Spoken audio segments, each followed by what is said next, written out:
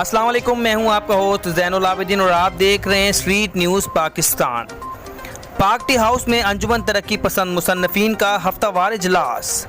جس میں chairman national union of journalist Muhammad Ehsan Mughal نے بطور مہمان خصوصی شرکت کی۔ اور پاک ٹی ہاؤس میں منعقد ہونے والے اجلاس میں آرٹسٹ عامر مقصود چیئرمین کنیز فاطمہ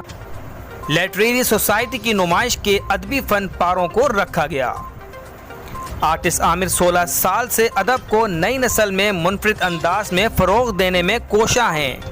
مگر افسوس اس آرٹسٹ کو حکومتی سطح پر پروموٹ نہیں کیا گیا۔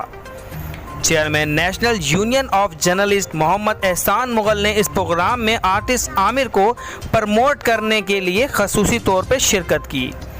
اور ہر لحاظ سے یقین دہانی کروائی کہ میڈیا کے پلیٹ فارم پر جہاں تک ممکن ہو ہم اس طرح کے طلباء کو فروغ دیں گے۔ آرٹسٹ عامر نے پہلے 7 سال کے طویل عرصے میں انگریزی ادب کے مختلف ادوار کو پیش کیا تھا اور اب مزید 8 سال کے عرصے میں اسلامی ادبی تاریخ سے متعلق شعراء، فلسفی، مذہبی، سائنسی، سماجی شخصیات کو انوکھے انداز میں پیش کر کے سب کو ورطہ حیرت میں ڈال دیا۔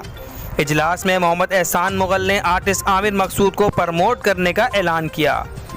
اجلاس میں موجود ادبی اور دیگر شعبہ زندگی سے وابستگی رکھنے والے خواتین و حضرات کی جانب سے chairman national union of journalist Muhammad Ehsan Mughal کی جانب سے عامر مقصود کو پروموٹ کرنے کے احسن اقدامات کو سراہا گیا۔ مزید اجلاس میں national union of journalist senior نائب صدر محمد فیصل، نائب صدر محمد ندیم ملک، جنرل سیکرٹری طارق احمد،